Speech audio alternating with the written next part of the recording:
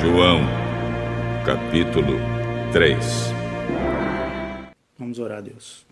Senhor, nosso Deus, nosso Pai, em nome de Jesus te agradecemos, Senhor, por este momento, por esta oportunidade de estarmos aqui, Senhor, fazendo mais essa transmissão. Somos gratos a Ti, Senhor, porque até aqui o Senhor tem cuidado de nós, tem nos dado saúde, tem nos dado graça, tem nos dado paz, tem dado, Senhor, a provisão de cada dia. Te agradecemos por tudo, Senhor. Pedimos a Ti, Senhor, por aqueles que estão enfermos, principalmente aqueles que estão sofrendo, Senhor, por conta deste vírus, dessa doença, Senhor, que está assolando aí todo mundo, Senhor. Tem misericórdia, repreende este mal.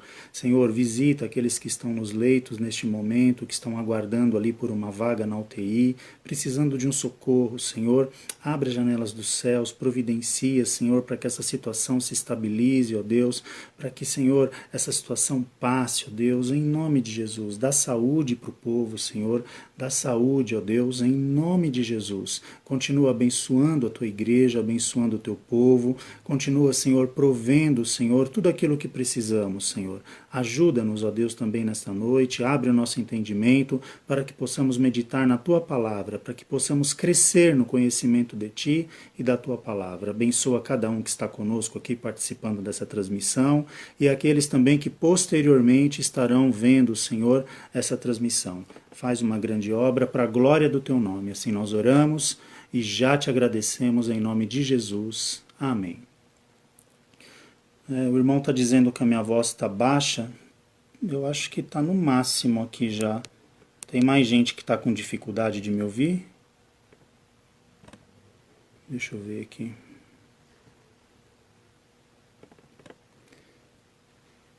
Aqui está no máximo. Eu vou procurar falar um pouquinho mais alto. Estão me ouvindo bem? Será que é só o pastor Agrailson que está me ouvindo meio baixo?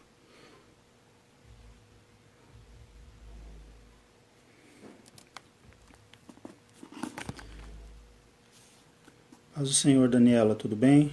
O irmão Rogério está dizendo que está ok.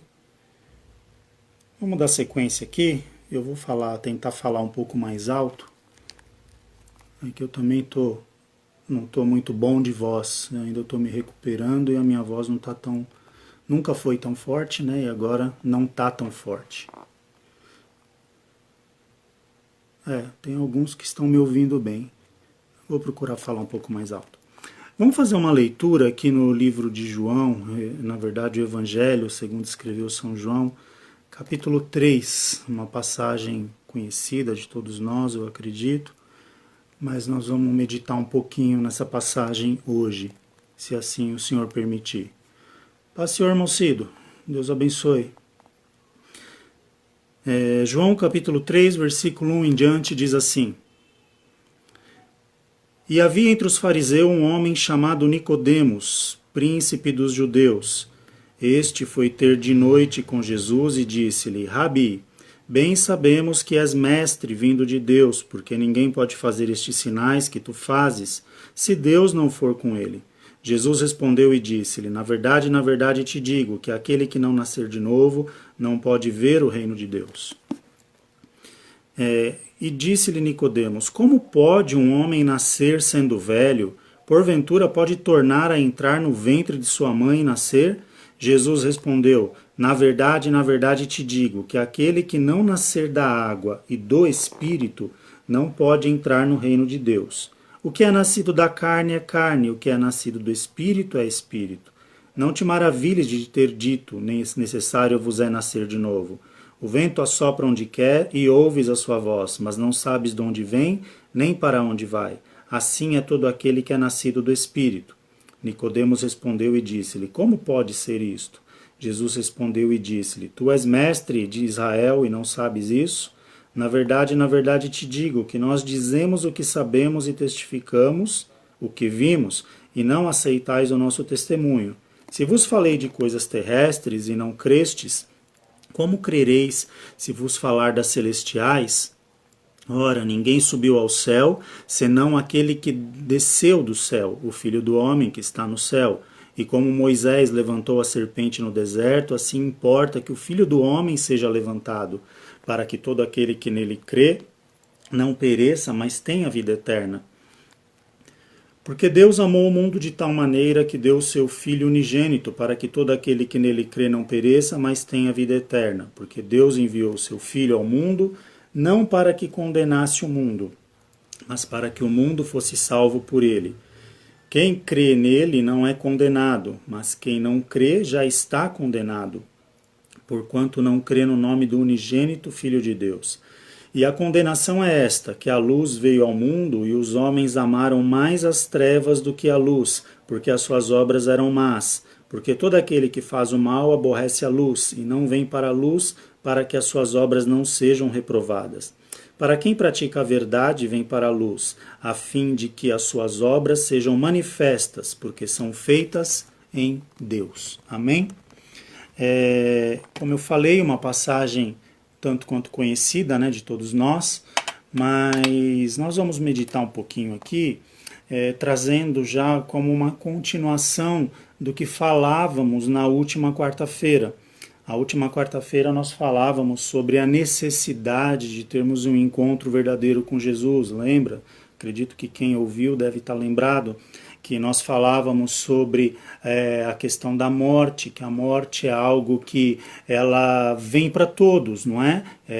Mas o que importa mesmo quando chega o nosso tempo, o nosso momento, né, que vamos ter que passar por essa situação da morte, o que importa verdadeiramente é nós termos uma comunhão com Cristo.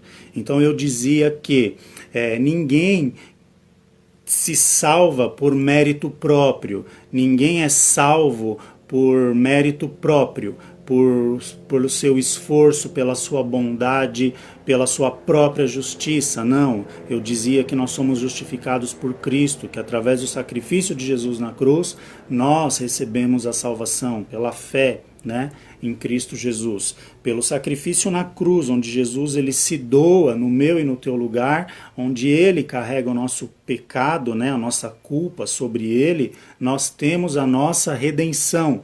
Então veja que nós temos a nossa redenção na pessoa de Jesus, não é? E hoje aqui nós vamos falar um pouquinho sobre o que essa redenção ela proporciona de transformação nas nossas vidas. Paz do Senhor, pastor Valdir, Deus o abençoe. Nós vamos entender aqui através dessa passagem que citamos aqui de Nicodemos, o resultado dessa transformação. Veja que, por nós mesmos, nós jamais poderíamos ser considerados justos diante de Deus, pelo nosso próprio esforço, pelos nossos próprios méritos. Nós somos justificados diante de Deus pela pessoa de Jesus, não é? Se não for pela nossa fé em Jesus, é impossível sermos justificados diante de Deus, sermos justos diante de Deus. Então veja que quando nós passamos agora numa vida pela fé, uma vida onde nós cremos em Jesus como Senhor e Salvador da nossa vida, começa um processo de mudança, um processo de transformação. É mais ou menos aqui que Jesus está tentando explicar para Nicodemos, nesse texto que nós lemos de João 3. Veja que Nicodemos, ele não era uma pessoa ignorante, vamos dizer assim. Nicodemos, segundo a tradição judaica, era um dos homens mais importantes da sua época em Israel.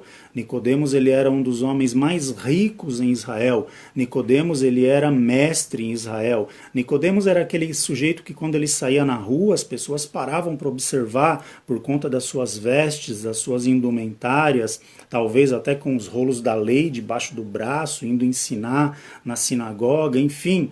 Nicodemos era um homem conhecido, era um homem respeitado, era um homem que ele tinha o respeito do povo da sua época. Nicodemos era um homem culto, era um homem rico. Mas a Bíblia diz que Nicodemos ele resolve ir ter com Jesus à noite. Nós não sabemos aqui exatamente o porquê, né, que Nicodemos vai ter com Jesus à noite. Pode ser pela perseguição que havia pelos fariseus, né, pelos demais judeus ali, a qual Nicodemos também fazia parte, para que ele não fosse notado, enfim, muitas pessoas conjecturam sobre isso e a Bíblia não deixa esse ponto tão claro. Mas pode ser por esse motivo, para ele não querer se expor, talvez. E Nicodemos, ele começa um diálogo com Jesus, querendo colocar Jesus ali. Eu falei um pouco já sobre Nicodemos, né? Nicodemos, ele era mestre em Israel. Ele tenta colocar Jesus ali na sua concepção, na concepção de Nicodemos, num nível de igualdade, não é? Porque ele se refere a Jesus, ele vem chamando ali, no versículo 2 diz, este foi ter de noite com Jesus e disse-lhe, Rabi, não é? Que significa mestre. Bem sabemos que és mestre vindo de Deus, porque ninguém pode fazer estes sinais que tu fazes se Deus não for com ele. Veja que Nicodemos ele traz um diálogo para um nível de igualdade na sua concepção. Mas Jesus ele começa a falar desde aqui do começo coisas que deixa Nicodemos sem entender o andamento daquela conversa. Jesus ele começa a explanar de uma certa forma aqui que Nicodemos não consegue entender a princípio aquilo que Jesus está dizendo. E ele age, nós vamos ver aqui no texto, até com certo ar, parece aqui, pela escritura, nos dá a impressão com um ar de deboche, alguma coisa do tipo, porque quando ele fala isso para Jesus, o versículo 2, no versículo 3 Jesus responde, na verdade te digo que aquele que não nascer de novo não pode ver o reino de Deus.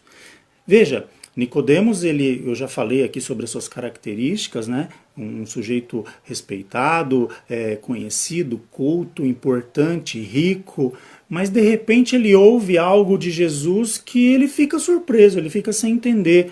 E Jesus diz assim, olha Nicodemos, aquele que não nascer de novo não pode ver o reino de Deus. E isso gera um ponto de interrogação na cabeça de Nicodemos. Paz do Senhor, Manuelzinho, Deus abençoe. E no versículo 4, né, nós vemos aqui até, parece que um ar meio irônico da parte de Nicodemos. Como pode um homem nascer sendo velho? Porventura pode tornar a entrar no ventre da sua mãe e nascer? Então veja que Nicodemos já causa aquela estranheza. O que você está dizendo? Como que é esse negócio? Você está de brincadeira? A impressão que dá é alguma coisa mais ou menos desse tipo, o argumento de Nicodemos. E o fato é que Jesus no versículo 5 responde, na verdade te digo, que aquele que não nascer da água e do Espírito não pode entrar no reino de Deus. Ou seja, veja que aqui esse nascer do Espírito é Espírito com letra maiúscula. Quem produz esse novo nascimento, quem gera essa nova pessoa em nós, esse trabalhar, ele é operado nas nossas vidas pelo Espírito de Deus. Não é? Nós temos aquela mudança de chave, como eu falei, quando nós aceitamos a Jesus, não é? Nós éramos perdidos, condenados, aceitamos a Jesus pela fé, reconhecemos o sacrifício de Jesus, agora nós somos salvos, passamos a ser filhos de Deus, mas nós temos uma velha natureza ainda predominante na nossa vida. Aí o Espírito de Deus, ele começa a trabalhar, produzindo em nós um nascimento de uma nova pessoa dentro de nós, vamos dizer assim, uma nova natureza, né? Melhor dizendo. Essa nova natureza agora, ela tem atributos do céu, ela tem o objetivo de imprimir em nós características e atributos divinos, não é? Não ao contrário, não igual àquela nossa velha natureza impressa pelos padrões mundanos, pelos padrões terrenos, pelos padrões daquilo que nós aprendemos nessa vida natural, nessa vida humana. Veja que essa nova natureza agora, ela tende a imprimir esses novos valores em nós, fazer de cada um de nós uma nova criatura. Mas apesar de todo o conhecimento de Nicodemos, apesar de Nicodemos ser mestre em Israel, tal fato era desconhecido para ele. E Jesus aqui começa a colocar Nicodemos numa posição onde ele começa a ficar acuado, sem respostas para Jesus, a ponto que ele se rende em ouvir aquilo que ele tem a aprender com Jesus, não é? No versículo 6, Jesus continua dizendo, olha, o que é nascido da carne é carne, o que é nascido do Espírito é Espírito. E não te maravilhes de ter dito, necessário vos é nascer de novo. Vamos fazer uma observação aqui. Como que é esse negócio, né? O que é nascido da carne é carne, o que é nascido do espírito, com letra maiúscula, é espírito, com letra minúscula. Nós sabemos que o homem, ele é tricotomo, não é? O homem, ele é formado de corpo, alma e espírito. O homem, na sua essência, no seu todo, ele é formado por essas três partes. O corpo é essa parte exterior que nós vemos, né, um ao outro, é o nosso corpo. A nossa alma é o nosso homem interior, o nosso centro das emoções.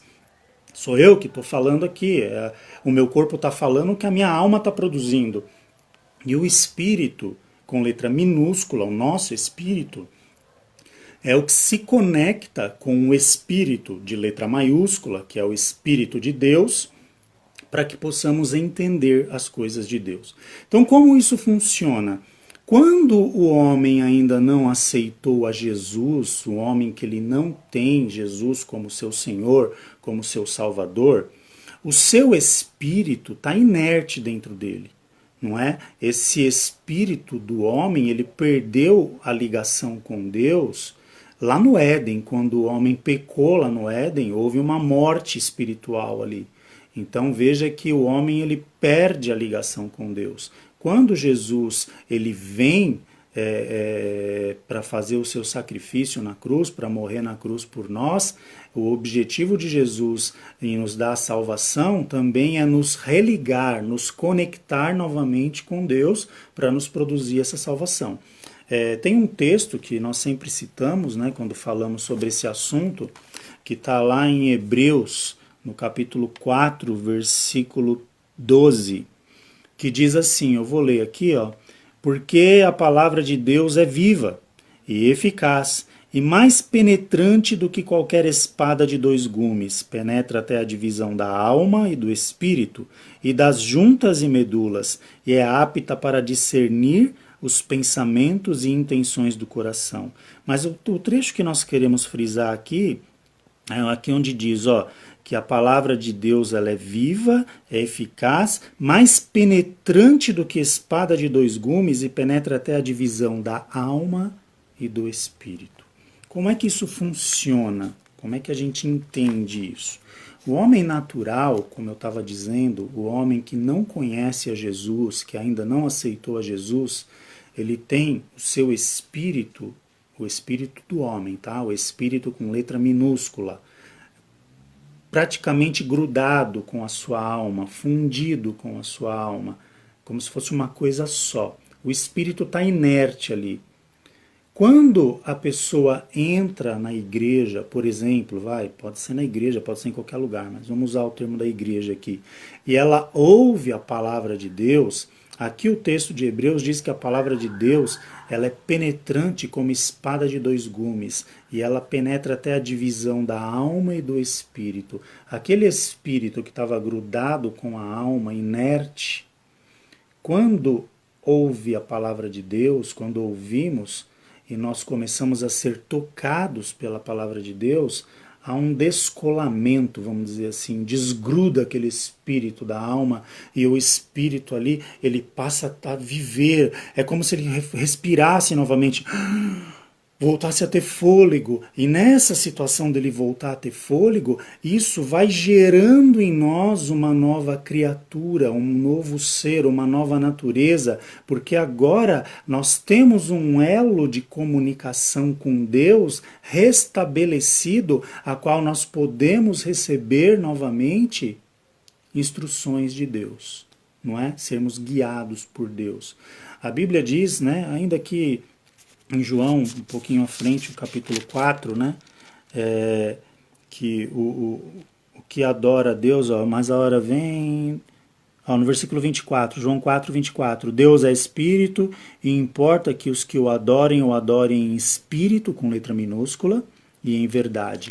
A nossa adoração a Deus, ela só é legítima quando nós o adoramos em espírito. O que isso significa? Quando nós estamos conectados com Deus. Ah, mas então, peraí, e se eu chorar na igreja? Você pode chorar pelo espírito, mas se for um choro só da alma, não vai produzir transformação na vida da pessoa. Por isso que tem pessoas que vão à igreja, por exemplo, e ouvem um hino e chora e se emocionam, mas quando sai da porta para fora, elas continuam com as suas mesmas atitudes, elas não têm mudança, elas não têm transformação. Por quê? Porque o espírito continua inerte dentro dela, o espírito dela está inerte. Quando o espírito dela é vivificado e é alimentado pela palavra de Deus, e ele é ali convencido pelo Espírito de Deus, aí aqui é o que Jesus disse, ó, no versículo 6, né? O que é nascido da carne é carne, o que é nascido do Espírito, com letra maiúscula, é Espírito, com letra minúscula. Ou seja, o que é nascido de Deus, ele se comunica com Deus pelo seu Espírito. Não sei se ficou claro até aqui, o assunto é um pouco complexo, ainda mais para a gente explicar assim à distância, mas espero que estejam entendendo, não é?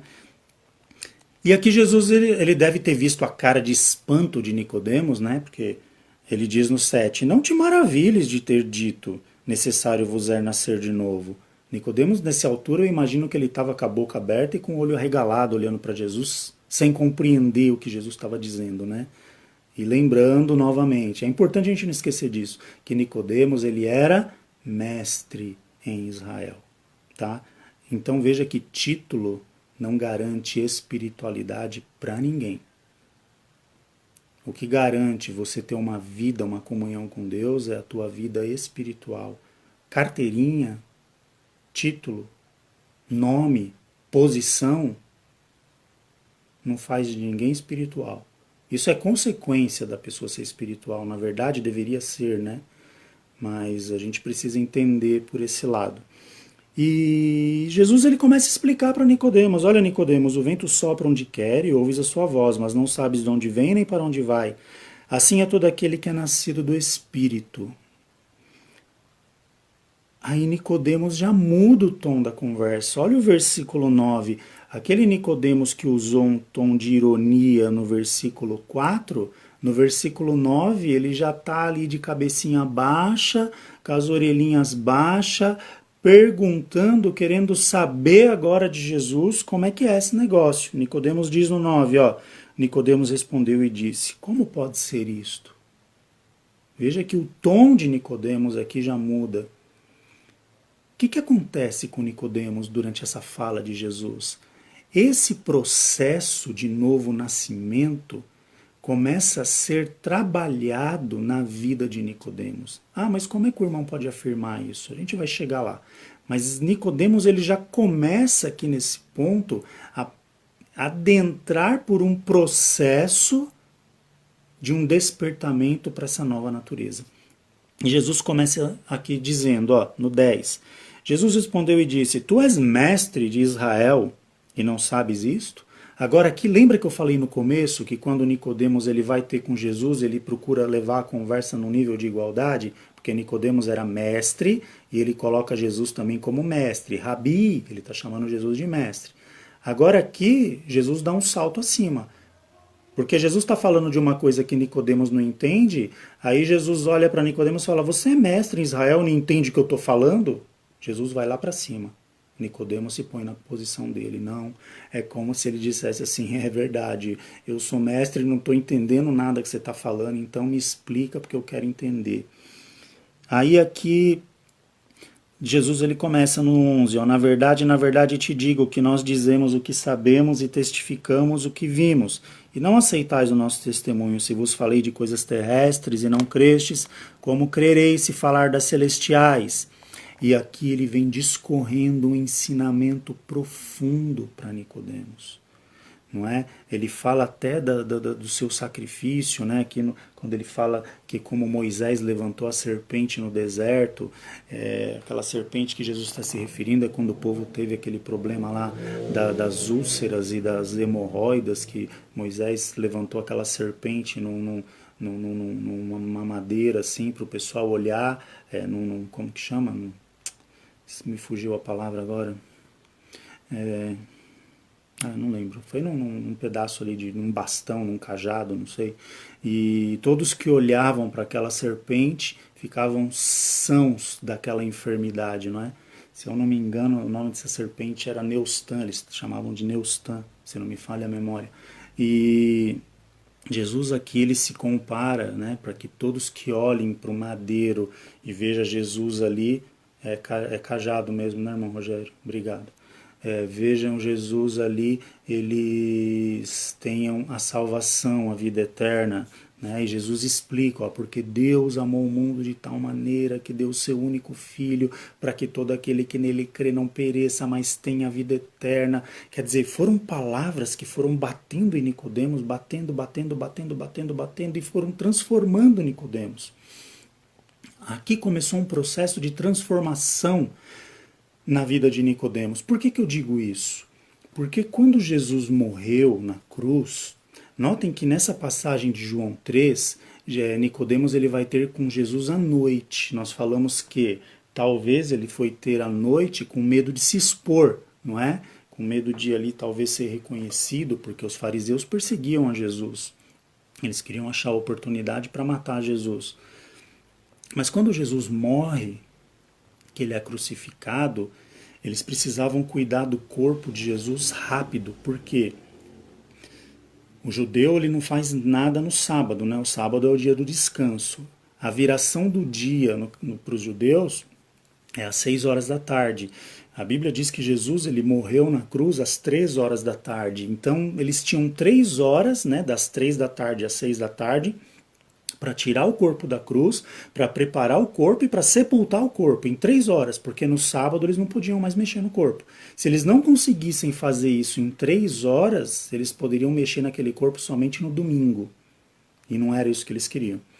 Então, 2 homens vão ali pedir o corpo de Jesus, solicitar o corpo de Jesus. Um deles era José de Arimateia, né, que era um homem rico, que foi o homem que providenciou tudo que precisou ali para o sepultamento, ali financeiramente, ele que bancou tudo. E quem foi com ele, que agora dessa vez já não estava mais se escondendo, mas estava dando, vamos usar um termo aqui para a gente entender, a cara a tapa, dizendo, olha, não, eu estou preocupado com ele, eu estou indo sim com ele, foi Nicodemos. José de Arimateia e Nicodemos vão ali pedir o corpo de Jesus para que ele pudesse ser cuidado e sepultado. Então veja que esse trabalhar que começou em João 3 na vida de Nicodemos, por esse testemunho público que nós vemos lá no final, nós vemos que houve um processo de transformação espiritual na vida de Nicodemos. Por que Nicodemos precisava de letra? Não. Paz do Senhor, irmã Leide, Deus abençoe. Nicodemos não precisava de letra, porque ele já era mestre em Israel. Letra ele conhecia. Onde que eu quero chegar com tudo isso? Muitas pessoas, talvez, hoje, estejam preocupadas em letra. O que é letra?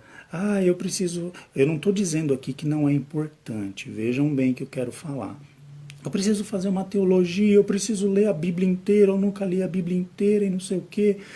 Mas sabe o que é mais importante antes de tudo isso, essas coisas que são importantes, sim, claro, com certeza, é nós desenvolvermos uma comunhão com Deus.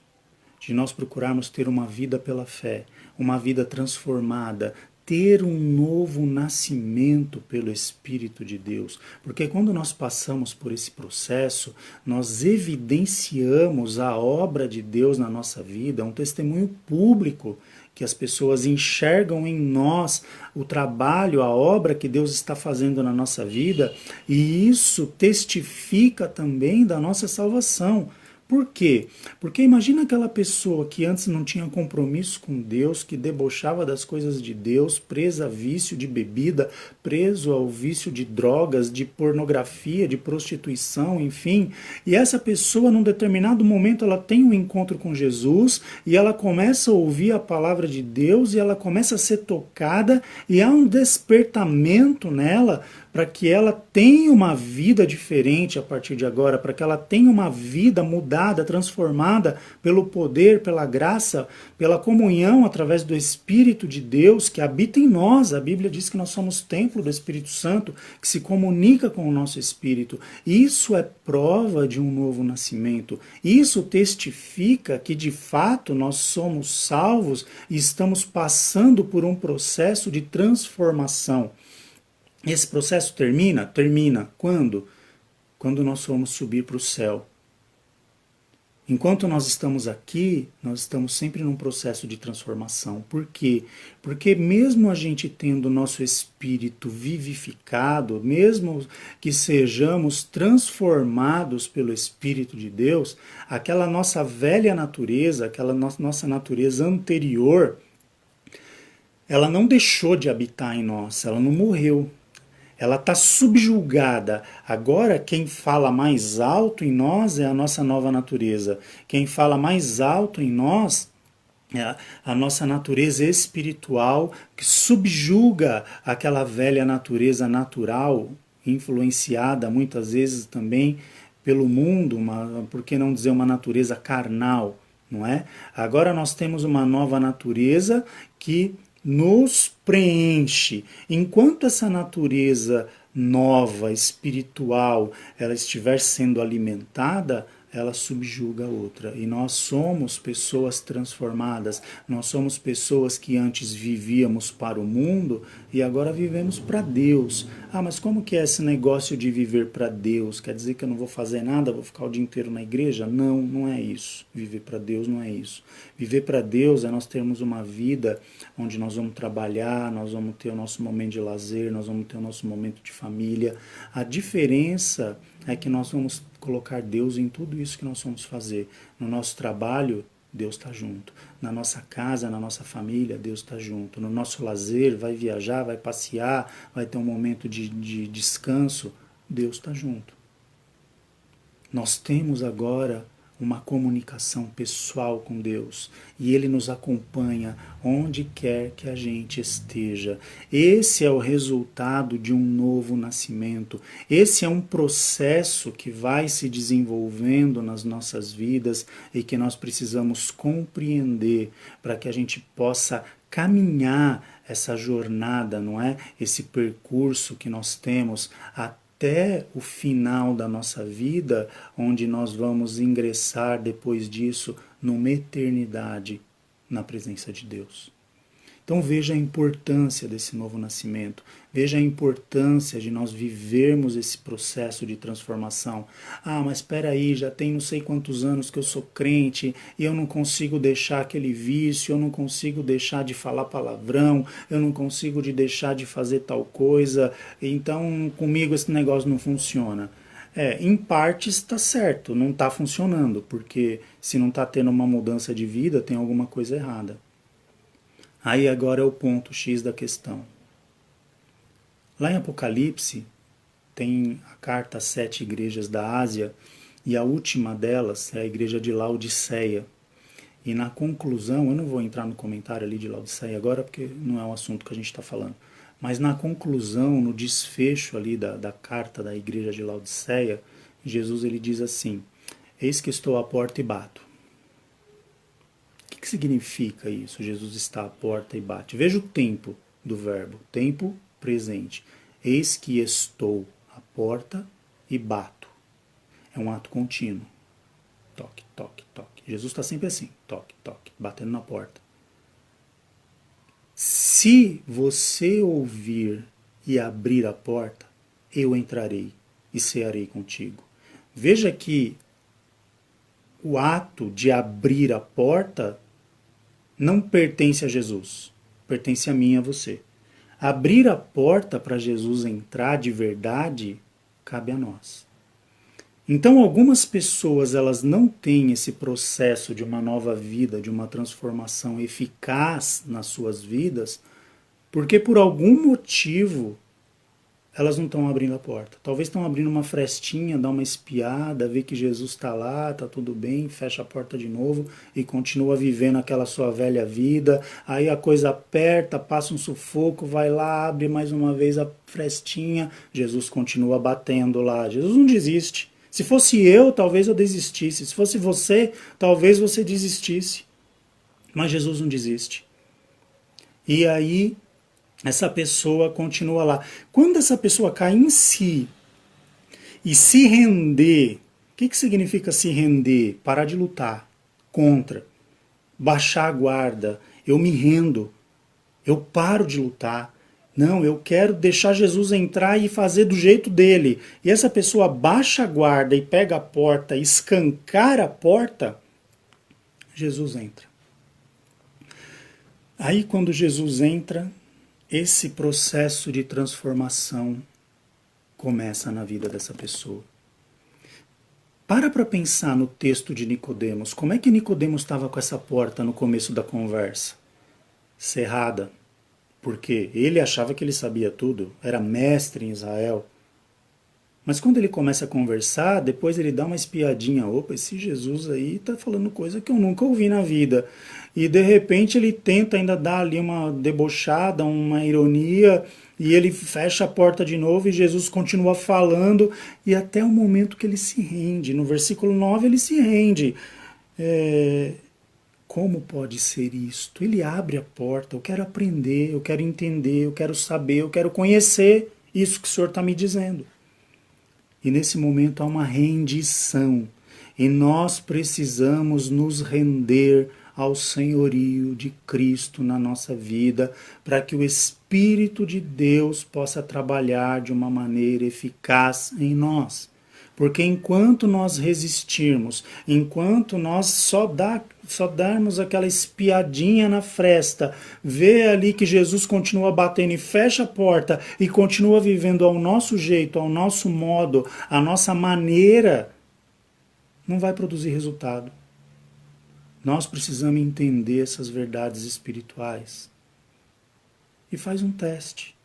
Não adianta você querer fazer propósito, pedir oração, pedir para fazer jejum para você abandonar um vício, por exemplo, se você não quiser deixar esse vício. Se você não tiver o desejo de deixar esse vício. O processo da libertação é a pessoa querer. Jesus chegava para o paralítico, o que queres que eu te faça?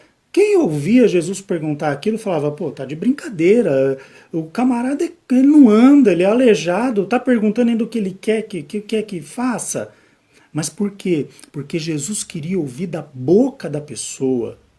Senhor, eu quero andar, eu sou paralítico, eu preciso andar. Chegava para o cego, o que queres que eu te faça? O Bartimeu lá gritando, clamando, Jesus, filho de Davi, tem misericórdia de mim. Os discípulos mandam até ele ficar quieto, ele grita mais alto, Jesus para. Tá me chamando por quê? O que queres que eu te faça? Poxa, o cara é cego, o cara tá berrando lá, Jesus está passando. O que será que Bartimeu queria? Queria enxergar. Mas Jesus queria ouvir isso da boca dele. Senhor, eu quero ver. Eu sou cego de nascença, eu quero ver. Não aguento mais essa vida, já tentei de tudo, não sou feliz, eu preciso de uma mudança. Preciso de uma transformação. Aí Jesus vai e opera um milagre. O impossível cabe a Deus, mas o buscar o impossível e crer que Deus pode fazer, cabe a mim e a você. Você crê que Deus pode transformar a sua vida? Ah, mas eu já tenho tantos anos de crente e eu não vejo isso acontecer. Para de espiar pela porta. Abre a porta de vez para Jesus entrar. Jesus continua lá batendo, ele não desiste de você, ele não desiste de nós. Abre a porta, deixa ele entrar e deixa ele operar essa transformação na sua vida, esse processo do novo nascimento, ao qual vai despertar o teu espírito dentro de você, o teu canal de comunicação com Deus vai ser despertado e você vai poder aprender diretamente de Deus. Amém?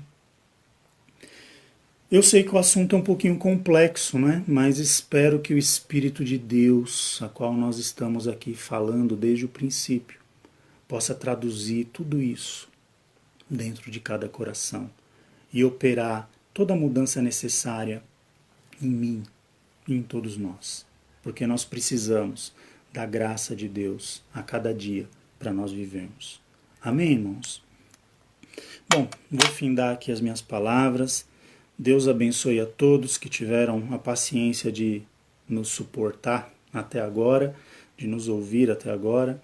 E Deus retribua a cada um, tá? Desejo uma ótima noite, um bom fim de semana a todos. Se cuidem, continuem aí se cuidando, porque nós sabemos que a situação está difícil, os tempos estão difíceis, mas Deus é aquele também que tem cuidado de nós. Amém? Vamos orar a Deus e depois já estaremos encerrando. Senhor, nosso Deus, nosso Pai, em nome de Jesus, eu sou grato a Ti por tudo, Senhor, por essa palavra, por tudo aquilo que o Senhor tem nos orientado, Senhor, pelo Teu zelo, pelo Teu amor, por essa tão grande salvação que o Senhor tem nos concedido na pessoa de Jesus, pela transformação que tem operado nas nossas vidas pelo Teu Espírito Santo. Te agradeço, Senhor.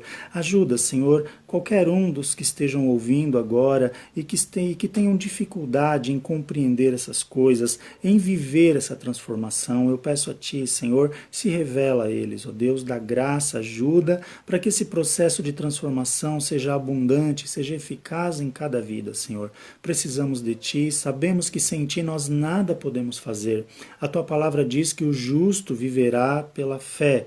Nós cremos, Senhor, que o Senhor vai completar essa obra em todos nós. Nos abençoa, nos guarda, nos dá vitória em nome de Jesus. Dá uma noite na Tua paz, continua nos dando saúde, nos guardando, nos abençoando, nos livrando de toda enfermidade, Senhor. Sê conosco, nos livra do mal, assim nós te pedimos e já te agradecemos em nome de Jesus. Amém.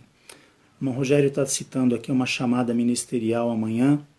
Depois, quem não souber ainda desse assunto, entra aí no site da sede, da nossa igreja sede, Assembleia de Deus do Ipiranga, e amanhã vai ter um propósito, né, de jejum e de oração, um dia de consagração. Então, vejam aí depois as informações certinhas no site. Se o irmão Rogério depois puder até pôr o link aí nos comentários para quem quiser acessar. E assim nós vamos estar contribuindo, participando também desse projeto, desse propósito. Amém? Deus abençoe a todos. Todos fiquem aí na paz do Senhor Jesus.